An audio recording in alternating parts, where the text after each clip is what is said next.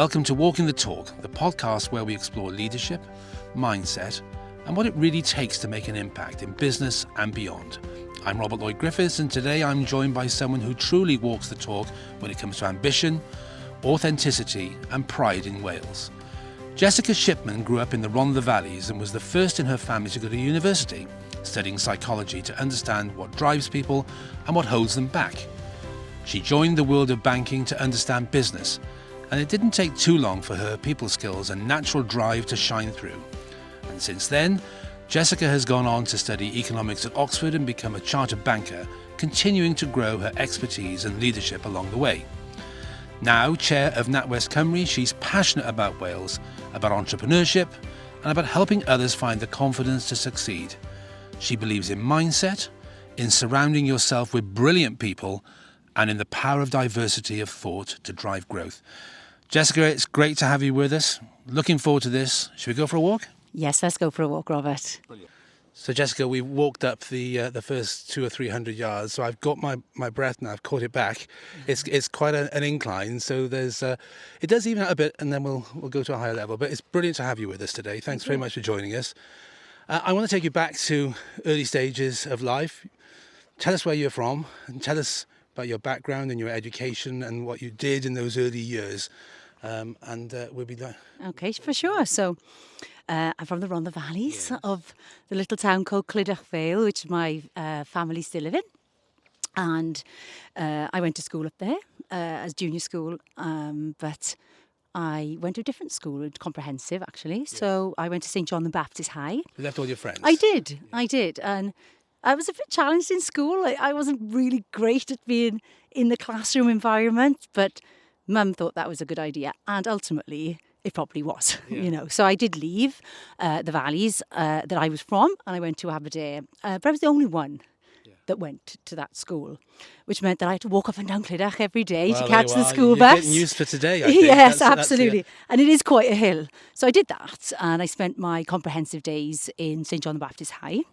And I can tell you a few stories about, some of the things that probably made me who I am today from that young experience at a 14, 15-year-old female that didn't really like being in a classroom that much. Well, that's really interesting, but it's also interesting that perhaps maybe that was one of your earliest opportunities to demonstrate your resilience, because you go from a school where you knew everybody and they're all your friends to a new school, presumably, where there weren't many of the people from your upbringing or your little area. Correct, nobody. I went on my own, yeah. So, there was definitely moments, even the first day at school, I still remember it, and just standing in the line thinking I'm really small compared to all these people, and I don't know anybody in the room or in the whole of the playground. But how do you deal with that? Well, you don't have much choice at that age. You stand there, you have to talk to people, and being on your own in an uncomfortable environment is something that is really important in values right throughout life. And that's one of my earliest memories of being really uncomfortable. And do you think that sort of stood you in good stead? Those early days, I think we're always sort of guided and molded a little bit by our earliest experiences. Do you think that kind of helped you develop into the individual that you've become and the leadership roles that you've taken to your career? Oh, absolutely. How being independent, having to look after yourself, to get from the bus stop home and not worry about getting lost. And I'm probably not a worry about getting lost anyway. I'll find my own way. But those moments and opportunities absolutely craft you through life. So yes, Robert. And I'm interested as well, because you then, after St John's, you went to university, University of South Wales as it is now. Yes, I did. And you studied psychology. That's a really interesting subject area to delve into. What made you choose that? Oh, and it's really hard when you're 18, 17 to know where do I want to go in life. My mum my mum was a housewife. My dad had a white van and he was a damp proofer. So there was no necessarily path that I wanted to take. So I was really interested in people and how do I learn about people, decision making. I was always very entrepreneurial, even from those early years in school. had a little business when I was 14. I started work when I was 14. I was a chip peeler, actually, Robert. Brilliant. Yeah, I was a chip Brilliant. peeler at 14. But I was always quite tall and mature, so I could get away with, being older and getting jobs. And was that your business, or was it a No, I different worked in business the alongside? pub. I worked in the pub, but I had lots of little side hustles when I was in school. So yes, all of those things that happened made me really interested in people, sales, decision making, and ultimately, what can I do to make a business that could make me more profitable than anybody that I know so far? And that was kind of why I did that to start with. But that's quite a presence of mind to be able to do that at an early age, isn't it? And I'm intrigued, and maybe we'll discuss this further as we climb the crib path this morning. It's that mindset of whether you have it instilled within you or it's innate to be an entrepreneur, to be a leader. I'm guessing you have particular views on whether you are born an entrepreneur or you actually acquire entrepreneurial skills. That's a really hard question to answer. But from my experience, I'm dealing with entrepreneurs all the time through the NatWest Accelerator and our clients as business owners. There's nobody fits the same mould. But from a young age, what I do know is when you look at the kids, and I do work in schools right now, you can see the one or two that want to help everybody else, but actually can get the party started. Yeah. And that was me, for sure, in terms of if there was somebody who wants to volunteer, I'd be the one saying, pick me, pick me, pick me. Not really knowing what I was getting myself into. But that's just self-confidence, or not worrying about other things. And maybe that's the way my parents always brought me up to be, is don't worry what other people think, just do what you want. And have you always been that volunteer throughout your career? Does that mark elements of your career and the way in which you've approached it? Yeah, absolutely. So what can I do differently that I've got some energy or I feel something about? So if I've got some kind of emotional reason why I want to do something, and I'm like a moth to a flame with that, which can be a challenge sometimes in terms of capacity. I want to fix everything or help everyone. But actually, I'm running a significant business I need commercial return from as well. So we have to balance that really carefully. But yes, absolutely, volunteering or getting involved in projects is something I'm extremely passionate about. Fantastic. Well, you talk about energy, and I think I've got a bit of mine back. You ready? So let's continue the walk. Yeah, let's go. Jessica, I'm really interested in your degree subject area. And I once knew an individual who said, a psychology graduate, who said that they could actually analyse somebody's personality within like 10 seconds of meeting them, at 15 seconds if they had a beard. I mean, it's really interesting, isn't it? Dealing with people, looking at people, and you must have had an advantage in your career with that early training. Yeah, maybe. Working out human emotion is an interesting fact. And it was quite a while ago I did that degree. Nearly 20 years now, Robert, right? So stays with you. It does. But the things that we learned around body language, how does someone's emotion allow them to make a decision? And that's really, really interesting because everybody makes their decisions about their life built on their emotion. Yeah. And for me, understanding when I can control my emotion is a big part of leadership, right? And it's about reacting or responding to things that are important. But human cues, body language, their facial expression, tone, you can see so much if you look and you hear. So that whole piece around active listening, watching somebody, but actually looking to see how someone is reacting is a big part of leadership, performance management. And, I'm a performance leader, I'm a performance coach. And if you're trying to coach someone or asking them to do something that they might feel uncomfortable, it's unpicking that emotion to find out why they're uncomfortable is how you break down those barriers. And that's when you can unlock people for growth. But that's really important, though, isn't it, from a leadership perspective, that those with a leadership position need to be aware of themselves. The self-awareness of your actions impact those who you lead. And if you're morose and you're at a tough day or a bad call or a bad meeting, it can bring everyone down. Absolutely, it can.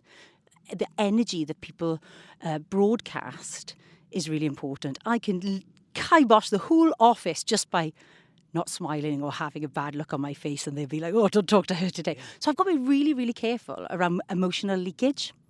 And that means that can burn a lot of personal energy too. So if I've had a bad day, which sometimes you do, turn up to work, I've got a family, I've got kids' teeth brushed, ready for school, then it's about taking stock, working out, reset, knowing that the amount of people I'm going to influence by walking in that room. And I wish more people would do that and think about their personal influence, because we all have that leakage, emotional leakage. And I'm not saying that we have to bottle it all up, but we can control it, and we can control it and let it out when it needs to be, or put it back in the box. And that's something that I work hard on. Well, I think I'm going to come back to that, if I may, in a little while. But I'm fascinated by the whole way of leadership styles influencing the success of an organisation. And you've been very successful in the banking world. So you leave university, and then what do you do? What's your first job? So I had a few little side hustles in little businesses, but I went to work for a bank as an assistant manager in a corporate team. And the reason why I liked that application is because I didn't know that much about actual business. You know, did some of it in part of a few modules in university around business. But for me to really understand how I'm going to run a business and become a millionaire one day, that was the dream.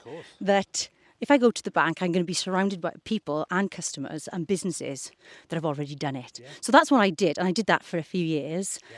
Customer service, I learned how to understand profit and loss, cash flow, analysis around business. And I started to train really quickly around what good looks like and what bad looks like in terms of risk. So that whole risk management and growth of businesses to the bank was something that I focused on.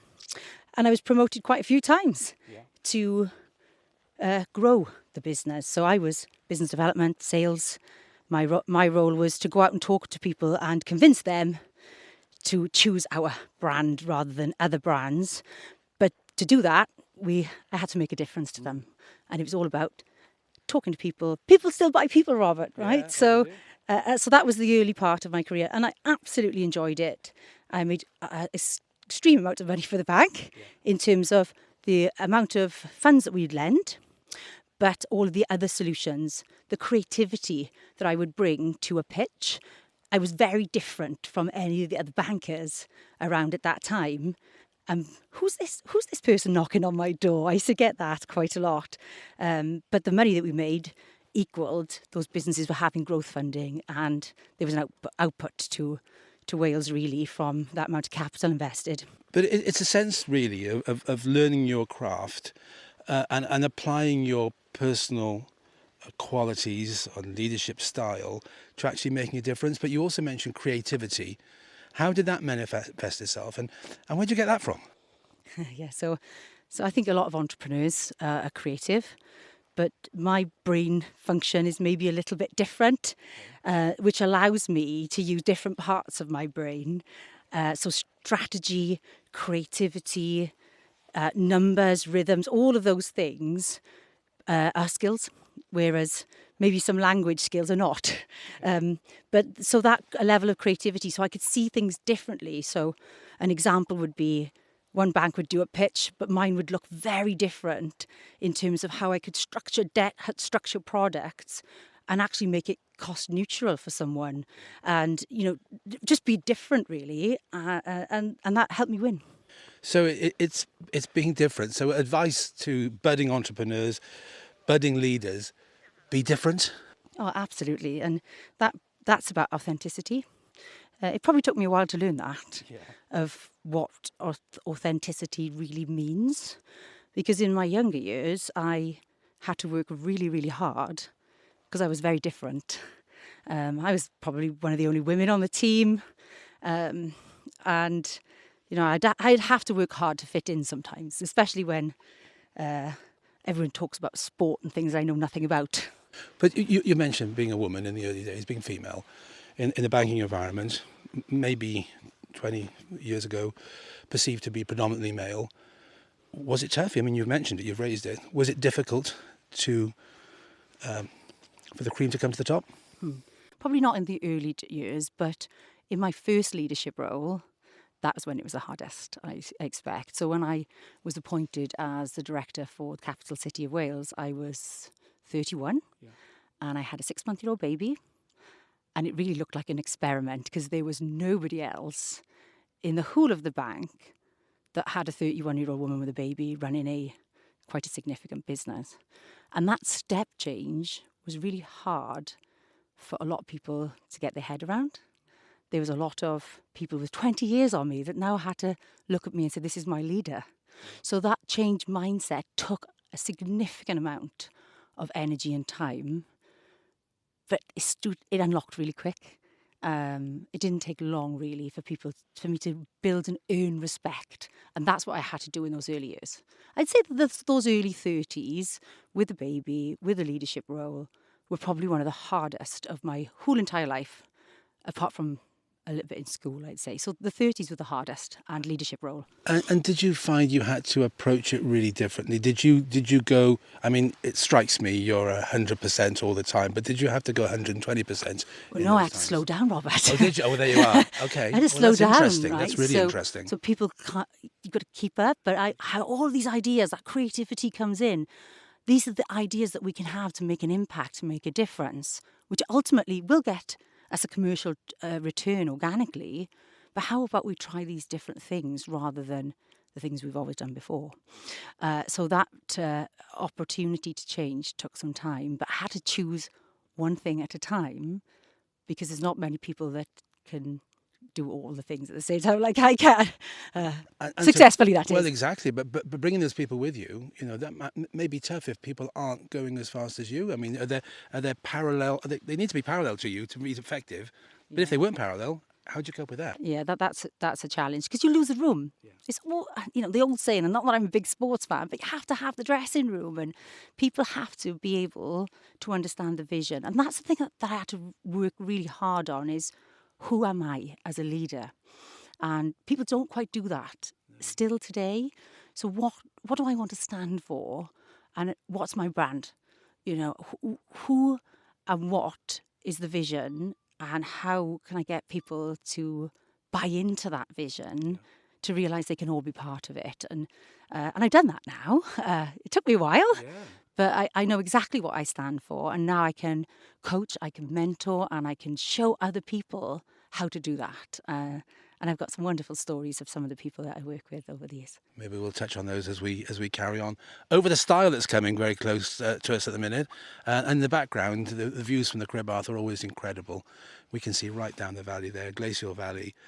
And to prove that we're here on the mountain, we've got sheep around us. I just wish they'd make some noise a little bit. You have to go a bit closer to Maybe we can inspire them to make something, but that's where we are, and it's great to be here. And I'm with Jessica Shipman, and Jessica is the chair of NatWest in Wales, and we're walking up the Cribbath Mountain on another one of these amazing podcasts.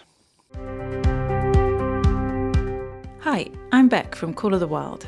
I just wanted to take a quick moment to tell you about something we're really proud of, the Call of the Wild Development Trust. Our charity works with children from underfunded areas, helping them build resilience, confidence and life skills as they make that big step from primary to secondary school. It's a small window of time, but the impact lasts a lifetime. When a child learns to handle change and believes in themselves, it doesn't just change their future, it strengthens their family, their community and ultimately the workforce. The Trust is funded through grants, donations and a small contribution from every corporate programme we deliver, so every partnership helps us reach even more young people. You can find out more or get involved at callofthewilddevelopmenttrust.co.uk. Now back to our podcast. Jessica, I'm really, really interested in the comments you made about empowering female colleagues and also younger colleagues. How incumbent is it upon leaders that they bring people on and that they help and support the next generation of leaders? That's absolutely fundamental. I see that as my primary job. Yeah. Building succession for the future of Wales through all different avenues is absolutely important. I'm super passionate about that. And I think that starts with even children today, the kids. The education system doesn't teach people how to become an entrepreneur. Doesn't really teach people how to run a business or even what a business is. So We've got a lot of projects that go on around that. But I think if you've got experience, which is so valuable, then we should absolutely be sharing that and encouraging people. But it just takes time and energy to volunteer that. Yeah. And that's what we need to find. We need to craft that time to be able to invest. And do you have to get to a certain level in your career? There you go, there's a sheep in the background. Proof. Do you have to get to a certain level within your career to have that authenticity to be able to inspire and develop other people? Oh, absolutely not. No, I think that's everybody's role. And I can give you a little example. So we did an experiment. So you had me as the director. We had a relationship manager who was a female.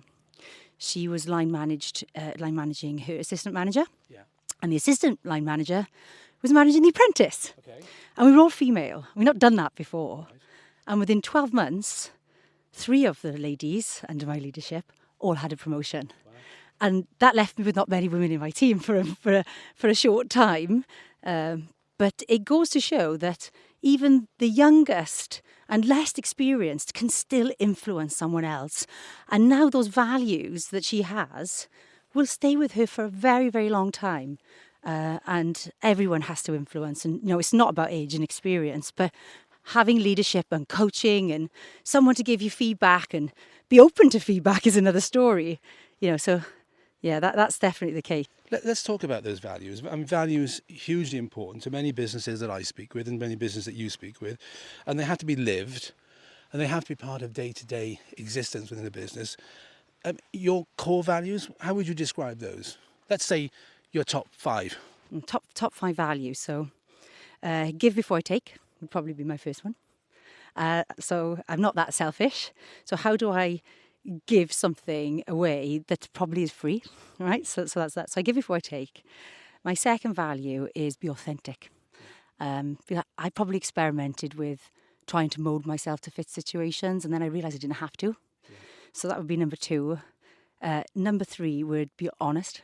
Be honest with people, especially when they need feedback or they need help. Then it's quite easy to not confront people. So I'll absolutely do that. Be honest. Oh, you're testing me. I'm going to get to 4 or 5. No, that's okay. Doesn't have to be. No, I'll find some. Number 4 would be manager impact. Yeah. Okay, so if you're going to spend energy or time on a project, why am I going to do that? Because if I don't know why, then I don't have purpose and I can't track whether it's been successful, whether I do it again. Yeah. So manage my impact. And number 5 would be for me, always be uncomfortable. Right. So try and find. So and I love this, Pete. So if you spend so much time in our comfort zone because we're used to being there, then if we don't move into that stretch zone in terms of new behaviours, new activities, then we're going to get really bored, right? And it underpicks levels of motivation. We don't want to be in that stress box for too long, so we end, that stretch box, we get stressed. But actually, if we're not stimulated by our environment, by things that are going to give us a boost of adrenaline, then we're not going to learn, we're not going to grow, and actually we'll end up going backwards. And I see that with some business owners sometimes, in terms of their capacity to be uncomfortable or take on risk. So find a way to be uncomfortable, and that's when we grow. I would throw in the equation then, be kind. Oh, definitely. Be kind to others. That's all of it. But I do have a sort of a bit of a thing about kindness in work, in dealing with people and others, and being courteous. I think these lesser traits, but to me they're a great trait, hugely important in business. Oh, absolutely. So that's all to do with how we serve our customers. We are in a service business. Yeah. So we've got a course next week actually with Coots, our investment bank. Yeah. So it's all about service. But actually, the first bit we're going to talk about is the art of being polite. Yeah. How do you just be polite to people? And whether that's in your verbal communication, whether you're speaking to a customer, or you're going to write an email. What does that actually mean? Particularly for our younger colleagues today, who spend a lot more time in text format than verbal, because that's where they used to, being, email or text over call. So just go back to basics and how do we communicate with people to get some energy from it. So all those basic things are really important, and we can forget. But I think you're absolutely right. I mean, kindness and politeness is all about communications. And do you think that we're storing up issues and concerns and potential problems for the future if we don't concentrate on those key human interactions? Yes, absolutely I do. There's a lot of time that young people today spend around technology. There's so many studies and white papers around what the impact would be. And as I said, we have lots of generations in our team, and you can see the natural confidence levels of people around communication are different. So we have to help that. That's our job as leaders, is to make it really inclusive for people to feel comfortable, but actually to give them a little stretch now and again so that they grow. Yeah, well, that's really fascinating. And it seems to me that one of the things that you do is you instill confidence in your colleagues, but it matters to you that your colleagues are successful. It matters to you that your businesses you work with are successful, but it also matters to you that Wales is successful. Yes, it does. Yes, I'm very proud of what we do here in Wales. Yeah. And I truly believe that the ripple effect of the activities that you do from your tone as a leader is massive, Robert. You know, if we set the strategy and people buy into that strategy, they have motivation, they will do the work and they will make a difference. And that's what we're seeing at NatWest Cymru right now in terms of our leadership board, the work that we do to support the economy. But that's business as usual. But we're not business as usual as a bank. We're doing a lot more to make that impact than just lending money. But you've got your finger on the pulse of the economy. You see businesses day in, day out. You understand what their concerns are, what their hopes, their aspirations are. What do we need to do to get a shift on? Yeah, so, and I said it's a lot to do with confidence. And we do actually track business confidence. Yeah. There's a lot of businesses in Wales that have been established a long time. Yeah. We've got the two parts to it. So we've got a lot of established businesses. We've got the startup, the entrepreneur community, all the tech businesses. And then we've got this critical middle. Yeah. That critical middle is the piece that can really unlock growth, as well as more entrepreneurs, right? So that's me on a different role completely.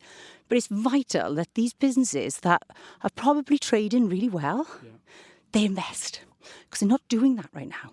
There's a lot of businesses that are comfortable, but taking on CapEx projects, taking on more debt or leverage, or having to have more employees, that's a big unknown. And because of the issues that we've had in terms of the headwinds, people are holding back. And I see that quite a lot. That ambition to grow. And we see these businesses get to like 7, 8 million. And they don't get past 10.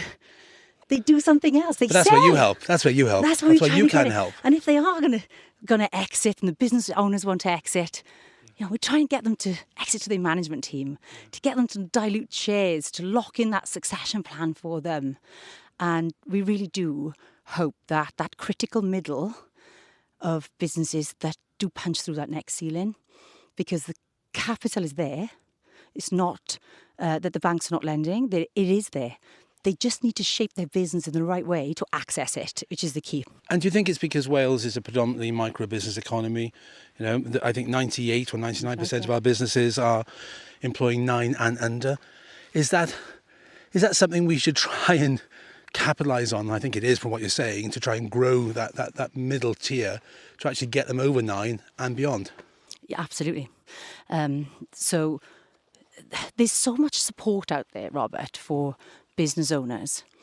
It's just really hard to navigate. And even in a small country like Wales, you know, we're a village, everyone's connected. But when people are working in their business, they don't take their head above it to work out what their plan is. You know, what is my 5-year plan here? And am I getting the right advice to be able to structure my business correctly, to be able to do the things that I want to do? And I speak to people all the time, I'll sell in 5 years. This is magic number 5. Well, why? Yeah. You're a very curious person to say, well, why 5? You just pluck that number out of the air. And that's normally the case, Robert. That's true. And I think, well, there's Business Wales, of course, to offer help and support. There's institutions and like your own and what you do and your team does. We need more of it, don't we? I don't know if we need more. But better targeted? We need better collaboration, which is a bit of a mission of mine ready for next year. So we've got lots of support structures in Wales. Our NatWest Accelerator is awesome. And we've got the success rate of businesses when they are collaborating and in a community is massively different. I think the stat is they're 90% more successful, more expected to survive after 2 years if they've got a community of people around them. So, so how do we get all of the different pieces of the puzzle to fit together so that there's not business owners and not understanding where to go, but we use the different values from public and private sector, but put it together to be able to make success. So that's a bit of a mission of mine in terms of navigation. Mission. It's a great mission to have. It's good for Wales. But you talk about having those people around you. Throughout your career, you've been an exponent of teamwork and working together and internal collaboration. How important is that to you? Well, significantly, I suppose, because it should be the heart of what we do. If we work in silos, then not only will we go too slow, but we'll end up crashing into each other, right? So that's what happens. And again, it comes back to leadership. And that's why we have the regional board in Wales. So all of the leaders across all the different divisions all come together in one place. And that's the only way that we can make sure that everybody understands different divisions and that we have overarching goals that everybody in the bank understands, right? So it's keeping it simple, and that's tone from the top. And we keep it really simple. We've got 3 values, and everybody's got to work towards those. Yeah. So, and you know, in business and in organisations at large, having that leadership team, that diverse leadership team, diversity of thought and individuals, is just hugely important, isn't it? We sometimes just, it's a tick box. Yes, we're diverse. Yeah, I see. You know, living it is more important. Yes, it is. So we are a UK bank, but we split it into 7 regions, right? So each region has a chair and a board so that we make decisions about our operation from the region. Okay, so it's not, you know, the London team says this is a national project. So that authenticity to be individual as a region around how we deploy the things and the products and all the wonderful tools that we've got will be different here in Wales because it makes up the communities that we serve. So we have to reflect that in terms of being diverse, but actually thinking about the makeup of the economy here will be very different to somewhere like Manchester or London. So we've got to have the right people around the table, but they need to be right for the region. So businesses listening to this podcast, you know, who are working hard day in, day out, you know, looking to expand, maybe grow, maybe even survive at the moment, that diversity of opinion and thought, what would your message be to those businesses in order for them to succeed or to improve over time? Okay, so that's a really good question and something I'm really passionate about because businesses don't ask for help that often. Okay. They will keep doing what they're doing. The support is there for them, but unless they have a non-exec director or they have someone that's got experience to show them the areas where they're missing, and that might mean they need to bring someone. It doesn't mean you have to employ it or cost. Critical friend? Absolutely, Robert, right? And there's plenty of people out there to give you counsel, but people don't do it. They don't let people through the door. And maybe it's a privacy thing or because we're Welsh, I don't know. But get help. And if you've got someone that is not like you, will find different things and will challenge you. It might not be comfortable.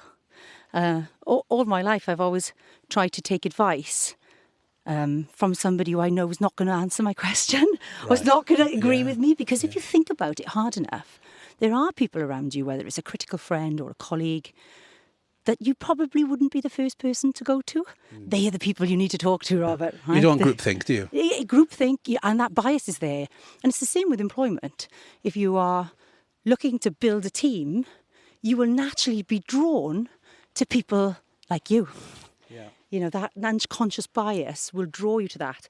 And it's really important you don't do that, right? You have to have people that are going to disagree with you a lot. because that's where the real value comes out, right? We spoke earlier, Jessica, about a diversity of views and opinions and the talent within organisations. We also spoke about entrepreneurs. Are they born or are they made? I mean, I think you're of the viewpoint that entrepreneurs are made. It's inherent within you. But we're all different, aren't we? Well, absolutely, we're all different.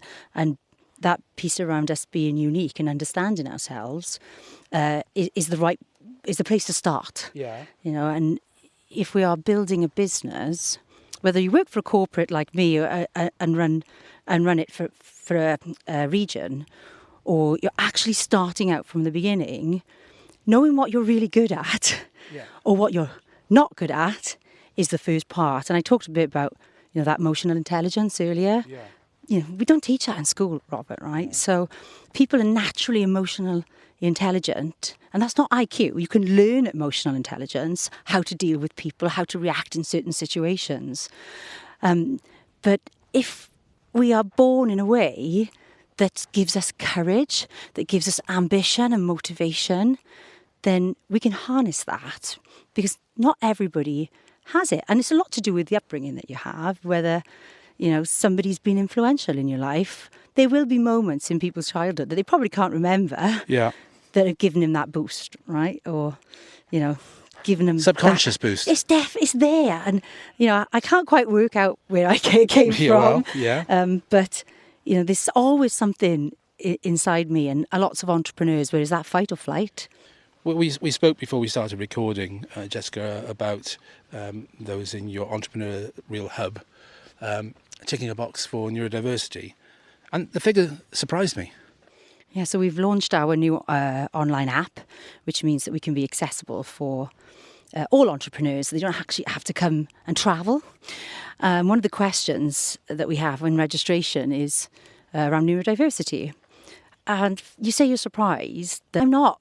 No, perhaps I shouldn't be. Perhaps I shouldn't be. I'm not, because when I spend time with these entrepreneurs that don't fit often into a job, they decide that they're going to do it themselves. But not only because that's the only thing they wanted. Perhaps working in an organisation, locked in that organisation's box, isn't right for them. And, you know, they may be those kids maybe in school. Maybe a trait of that single-mindedness to actually achieve and go for a goal. Absolutely. So there may be some opportunity there for people to have more motivation. But I think a lot of it is they don't know where else to go sometimes. And then they craft their pathway into, I can create a business because I have the freedom to make my own decisions. Yeah. It's about embracing different talents, and then business leaders who understand that get better performing teams. Oh, absolutely, because these are the entrepreneurs that now are going to be the leaders. So they've got to start and make a business, but now they have to, as they grow and scale, they have to have other people to make those decisions to help them, guide them. And that's really important in terms of scale up.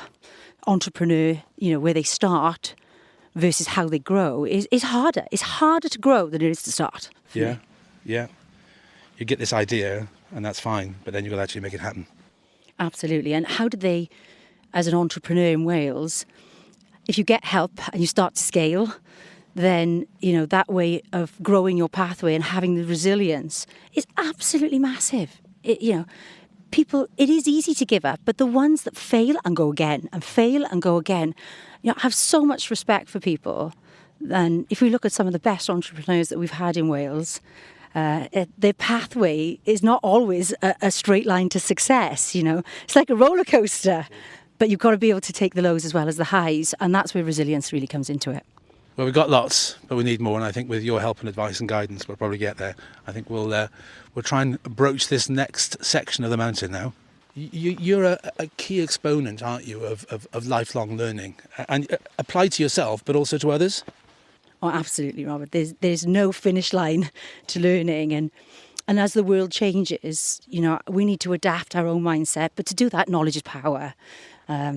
So we have lots of programs that we can train our people on, and I was really lucky actually that I got awarded to go to Oxford University to study economics. Amazing. It was really hard, by the way, to be able to retune my brain to be able to go into the classroom. But the professors of economics in Oxford were phenomenal, and the learning journey that I had there was fantastic. But I'm an advocate that take yourself out of the role, out of your leadership, learn, and when you come back and reset, then you might be a little bit better than you were before. So Jessica, that academic application in the workplace really can derive significant benefits for an organisation, can't it? Oh, absolutely, Robert. When a business owner takes time out to work on themselves, then when they came back to their business, they may be a little bit better before. And there's so much available. So I went to Oxford and I was very lucky to do that, to learn about economics. But in Wales, there's so many opportunities for businesses to work with the universities right now. I've got knowledge transfer partnerships for business owners and business owners on management courses. There is so many things that we should do, and people shouldn't be afraid of that. But we're very lucky, aren't we? Because we do have all those academic institutions. We do have that support available, whether it's from organisations like banks, like yourself, or other organisations. And, you know, if we could just get people to actually make that inquiry to help and support them to be better, then the economy would improve significantly. I totally agree. I think management training, leadership training is vital. And this is not necessarily for the business owners, but for their succession, for their management teams, for their future talent. You know, they'll have the operational skills of working in the business, but there's more they can do. And definitely education and being in an environment with other people that are learning can really grow. And I think that's a big boost that we can do for Wales, not necessarily management per second tier. Jessica, here we are at the top of the Cribbarth, the highest point, and we've got a 360 panorama of some of the most stunning Welsh scenery. We can see the sea over there to my left, and then straight ahead we've got the Swansea Valley and we've got the Brecon Beacons. It's just joyous, isn't it? Yes, it's beautiful. We're so lucky with the weather. We're very lucky. We're at the highest point now. So you spent your career with lots of high points. What are some of the most memorable aspects of your career that you can recall? And I'd also like to couple that with what's you looking for? What are you looking for the future? Do you know what? That's a really interesting question, because there's been quite a lot of highs and lows. And when I talk about meaningful impact, there's lots of that. It's really hard to choose. Yeah. In my whole career would probably be finding out that it's okay to be me. Okay. Which is a few years ago, I'd say. I can't remember what started it, but it might have been a conversation I had with a coach, and he said, "You can stop trying so hard now, because you've got the jacket or the coat or something like that." And then it probably made a little change in me in terms of, well, actually, just think about it a bit more and respect yourself a bit more. And it was a few years ago, I think, and since then, I've probably changed a little bit in terms of not being so hyper, in terms of trying too hard, but actually it just gives me this sense of calm that I can control things a bit better, I can strategize better, I can deliver more with less, and that's what I'm trying to do now with the regional board and with the massive business that we have in Wales. 1 in 4 businesses actually bank with us, but being just me is probably the highlight of my career. And it probably took me to late 30s to get there. So it's about a personal journey, isn't it, really? A personal journey in self-awareness, but also in leadership. Oh, absolutely. And that experience is invaluable. Your first leadership role is really, really hard to craft your brand of what your values are and to gain the respect from the people that you will lead. And you can't just do that off a Zoom call or off an application. You have to live it and breathe it and go through those stories with people and help them, because everybody needs a little bit different thing. It's really important that one size doesn't fit all. And I mentioned that about the regional board and why Wales is authentic and needs to be led in that way. And every business is the same. You need to look after your people. And I really believe that organisational culture and how you lead a culture is the most important thing for a business. And so your hopes for the future? The second part of that question? I told you I want an OBE like you. No, the next part in my leadership journey is there's still lots of work to do. I think that leading a bank means that we absolutely have a vital part to play in developing the economy. But there's more that we can do around how do we help Wales grow. And that's entrepreneurship, that's working with the children of Wales, that's helping people to be financial literate, working with our communities. There's so much that we can do. And I've got energy to do that. And it's a long cycle of some of those behaviours that we do now to get those entrepreneurs to think differently. So I'm trying to use my influence in the right way. And there's 3 parts to it. So how do I help the economy grow? How do I serve the communities of Wales so that they need help? They have help when they need it. And how do I create a culture where the employees that work for us can thrive? Well, it's ambitious, and I'm sure that if anybody can achieve all of those points, it can be you. And you talked about your journey today. I've so enjoyed walking up the mountain with you to this point. I didn't realise how steep it was going to be. It's been an incredible journey today, and we wish you every success with those aspirations for the future. And I'm sure and I hope that one day you'll come back to us and have a conversation about the next chapter. Yeah, sure. Thank you, Robert. Thank you so much. It's been Thank brilliant. Walking the Talk is hosted by Robert Lloyd Griffiths and created and produced by Call of the Wild, with editing support from Buffoon Media.